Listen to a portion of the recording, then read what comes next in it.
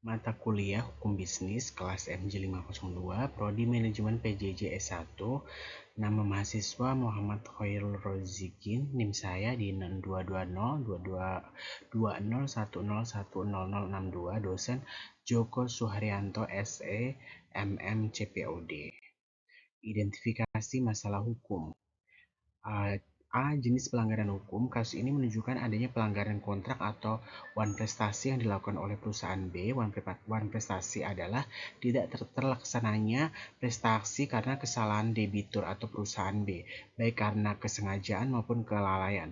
Subekti 2005/45. Dalam konteks ini perusahaan B telah tidak memenuhi kewajibannya untuk membayar sisa pembayaran 40% meskipun barang telah diterima sesuai spesifikasi yang merupakan inti dari perjanjian yang telah disepakati, yaitu di pasal 1234 KUH Perdata. Dalih perusahaan B. Dalih perusahaan B mengenai ketidaksesuaian kecil dalam spesifikasi barang kemungkinan besar tidak dapat dibenarkan secara hukum. Prinsip hukum kontrak menekankan pada asas pacta sunt servanda yang berarti janji itu mengikat. Pasal 1338 ayat 1 KUHP Perdata, jika barang secara substansial telah sesuai dengan spesifikasi yang disepakati, maka kewajiban pembayaran yang tetap berlaku. Ketidaksesuaian kecil dapat dipertimbangkan untuk negosiasi pengurangan harga, tapi tidak membenarkan penghentian total pembayaran kecuali jika ketidaksesuaian tersebut sangat signifikan dan mempengaruhi fungsi utama barang, barulah dapat dipertimbangkan sebagai alasan sah untuk tidak melanjutkan kewajiban pembayaran. Dan untuk analisis kontrak, elemen penting kontrak berdasarkan pasal 1320 KUH Perdata, syarat sahnya sesuatu perjanjian adalah kesepakatan konsensus, adanya persetujuan kehendak antara pihak-pihak yang membuat perjanjian. Pasal 1320 angka 1 KUH Perdata, dalam kasus ini penandatangan kontrak menunjukkan adanya kesepakatan antara perusahaan A dan B. Kecakapan atau capacity, kecakapan pihak-pihak untuk membuat perjanjian. Pasal 1320 angka 2 KUH Perdata diasumsikan kedua perusahaan memiliki kapasitas hukum untuk membuat perjanjian. C. Suatu hal tertentu atau certainty of subject matter. Objek perjanjian harus jelas dan tertentu. Pasal 1320 angka 3 KUH Perdata, dalam kasus ini objeknya adalah pengadaan barang dengan spesifikasi tertentu. D. Sebab yang halal atau lawful cause. Isi perjanjian tidak boleh bertentangan dengan hukum, kesusilaan, dan ketertiban umum. Pasal 1320 dengan angka 4 KUH Perdata, perjanjian pengadaan barang pada umumnya dianggap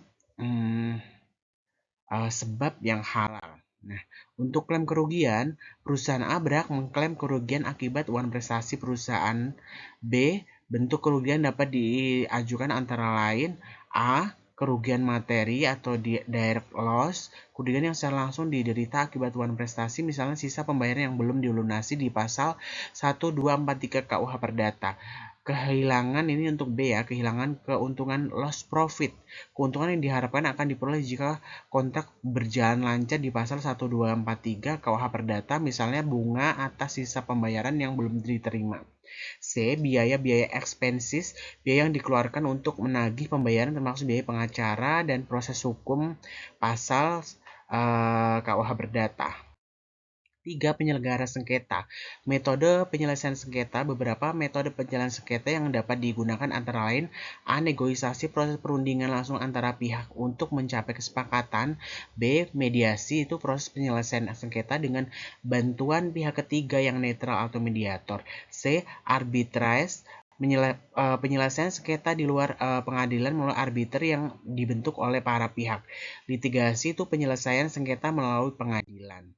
Metode yang lebih sesuai untuk kasus ini, mediasi atau negosiasi, lebih disarankan pada tahap awal. Metode ini lebih efisien, hemat biaya, dan menjaga hubungan baik antar pihak. Jika mediasi atau negosiasi tidak berhasil, maka litigasi dapat menjadi pilihan terakhir untuk mendapatkan kepastian hukum.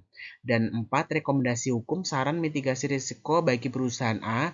A. Membuat kontrak yang detail dan jelas mencakup spesifikasi barang, jadwal pengiriman, dan mekanisme pembayaran yang rinci. B. Melakukan due diligence terhadap calon mitra bisnis. C. Mencantumkan klausul force majeure dan klausul penyelesaian sengketa yang jelas. D. Memastikan adanya mekanisme penerimaan barang yang formal dan terdokumentasi dengan baik. Langkah hukum preventif. Kedua belah pihak dapat menggunakan jasa notaris untuk pembuatan akte otentik perjanjian sehingga memiliki kekuatan pembuktian yang lebih kuat. Mencantumkan klausul denda atau penalti dalam kontrak untuk mencegah. Membuat milestone atau tahapan yang jelas dalam pelaksanaan kontrak ya. Dan lanjut untuk ini ya, ini daftar pustaka dari Subekti 2005, Hukum Perjanjian Jakarta Intermasa, Kitab Undang-Undang Hukum Perdata, KUH Perdata. Terima kasih.